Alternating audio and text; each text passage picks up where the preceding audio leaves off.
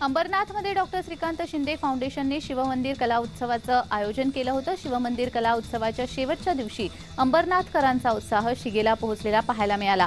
गायक सोनू निगमच्या गाण्यावर अंबरनाथकर अक्षरशः बेफाम होऊन नाचले आणि या उत्सवाची दिमाखदार सांगता झाली।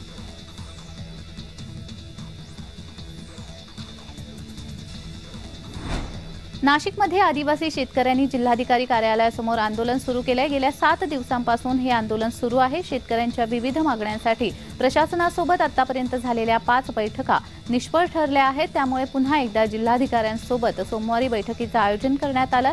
त्यामुळे आज होणाऱ्या बैठकीकडे सगळ्यांचं लक्ष लागलंय। बैठकीमध्ये काय तोडगा निघणार हे पाहणं देखील महत्त्वाचं असणार आहे।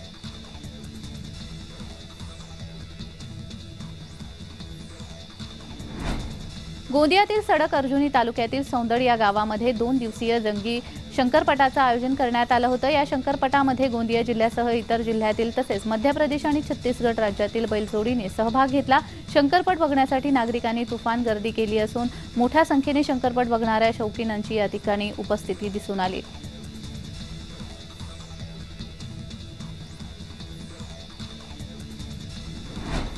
दारू पिऊन पती मारहाण करत असल्याने पत्नी माहेरी निघून गेली। तिला घ्यायला पती तिच्या माहेरी आल्यानंतर सासऱ्याने पाठवण्यास नकार दिला। त्यामुळे संतापलेल्या जावयाने सासऱ्याचा चाकू घुसकून हत्या केल्याची घटना चिकलठाणा येथील धनगर गल्लीमध्ये घडली आहे। सिडको MIDC पोलिसांनी जावयाला अटक केली आहे। दत्ता रामराव पाटोळे असे संशयित इसमाचं नाव आहे, तर सूर्यभान फकीरचंद रेठे असे हत्या झालेल्या व्यक्तीचं नाव आहे।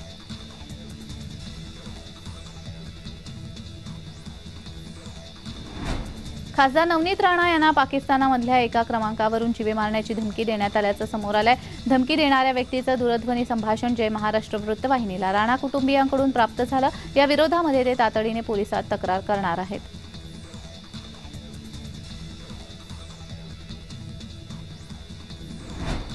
खासदार नवनीत राणा यांना पाकिस्तानमधल्या एका क्रमांकावरून जीवे मारण्याची धमकी देण्यात आल्याचं समोर आलंय। विशेष म्हणजे धमकी देणाऱ्या व्यक्तीने पंतप्रधान नरेंद्र मोदी, केंद्रीय गृहमंत्री अमित शहा, सरसंघचालक मोहन भागवत आणि उत्तर प्रदेशचे मुख्यमंत्री योगी आदित्यनाथ यांना शिवीगाळ करत धडा शिकवण्याची भाषा वापरली आहे। धमकी देणाऱ्या व्यक्तीचं दूरध्वनी संभाषण जय महाराष्ट्र वृत्तवाहिनीला राणा कुटुंबियांकडून प्राप्त झालंय। तर या विरोधात खासदार नवनीत राणा तातडीने पोलिसांमध्ये तक्रार करणार आहेत।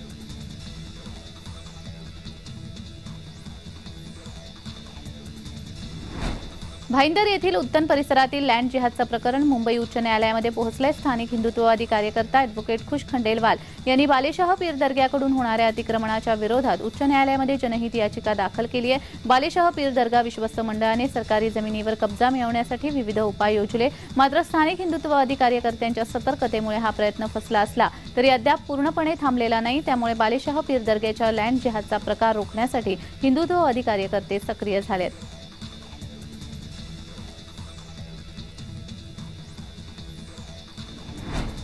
मुख्यमंत्री एकनाथ शिंदे हे आज जळगाव जिल्हा दौऱ्यावर आहेत। त्यांच्या हस्ते मुक्ताईनगर येथील मुढोदे येथील तापी नदीवरील पुलाचं भूमिपूजन आणि वारकरी भवनाचं भूमिपूजन होणार आहे। आगामी लोकसभा निवडणुकीच्या पार्श्वभूमीवर एकनाथ शिंदे यांचा दौरा अतिशय महत्त्वपूर्ण मानला जातोय। एकनाथ खडसे यांच्या बालेकिल्ल्यामध्ये मुख्यमंत्री एकनाथ शिंदे यांची सभा पार पडत असून त्यांच्या सभेने महायुतीला बळ मिळणार आहे।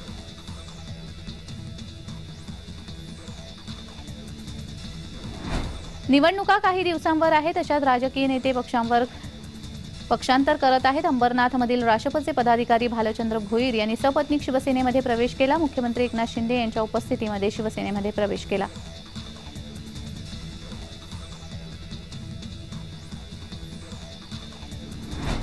केंद्रीय गृहमंत्री अमित शहा हे 4 आणि 5 मार्च असे 2 दिवस छत्रपती संभाजीनगर जिल्ह्याच्या दौऱ्यावर येणार आहेत। त्यामुळे शहराची सुरक्षा व्यवस्था वाढवण्यात आली आहे। 5 मार्चला सायंकाळी 6:30 ला त्यांची खडकेश्वर येथील मराठवाडा सांस्कृतिक मंडळ येथे जाहीर सभा पार पडणार आहे।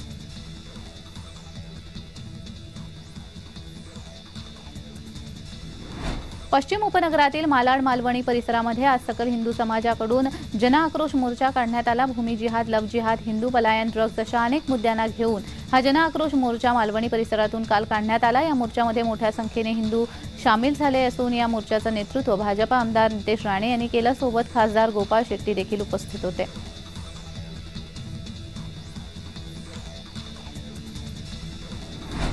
मुंबई विमानतळावर 72 तासामध्ये 15 किलो 89 ग्रॅम सोन्यासह 10 आयफोन 15 जप्त करण्यात आलेत। सीमा शुल्क विभागाने तस्करीच्या 13 प्रकरणांचा पर्दाफाश केलाय। एका तस्कराने आपल्या बॅगमध्ये एक लोखंडी रॉड ठेवला होता आणि त्याच्या आत सोने लपवल्याचंही आढळून आलंय।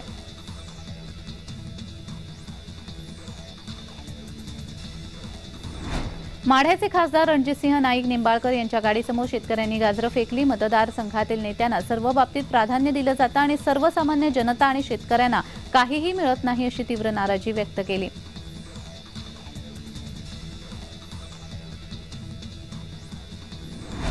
धडगाव तालुक्यातील नंदलवड येथील माझ्या सजा वळवी यांच्या घराला अचानक आग लागली। काही क्षणातच संपूर्ण घर जळून खाक झालं। आगीमध्ये घरातील संपूर्ण साहित्य जळून राख झाल्याने कुटुंबाला उघड्यावर राहण्याची वेळ आली आहे।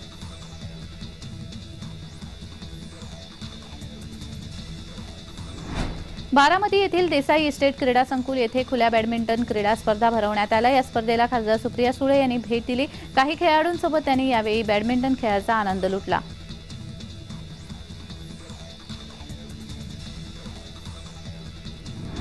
धुळे शहरातील मिल परिसरामध्ये असलेल्या श्री गजानन महाराज मंदिरामध्ये प्रकट दिनानिमित्ताने उत्सव साजरा करण्यात आला। यावेळी गजानन महाराज उत्सवाच्या निमित्ताने महिला भाविकांच्या वतीने भजन संध्येचं आयोजन करण्यात आलं होतं।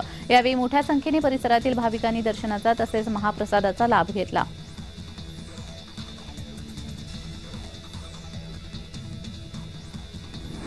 राजकारणी व्यक्तींची भाषणं, वादातीत चर्चा हा नेहमीच चर्चेचा विषय असतो, पण भाजपाचे आमदार प्रवीण दरेकर वेगळ्याच कारणाने सध्या चर्चेत आहेत। प्रवीण दरेकर यांनी रविवारी रायगडमध्ये मंगलाष्टका म्हटल्या आहेत। महाड तालुक्यातील फौजी आंबावडे या गावामधील लग्न सोहळ्यामध्ये त्यांनी मंगलाष्टका म्हटल्या। मंगलाष्टका म्हणतानाचा दरेकर यांचा हा व्हिडिओ चांगलाच व्हायरल होतोय।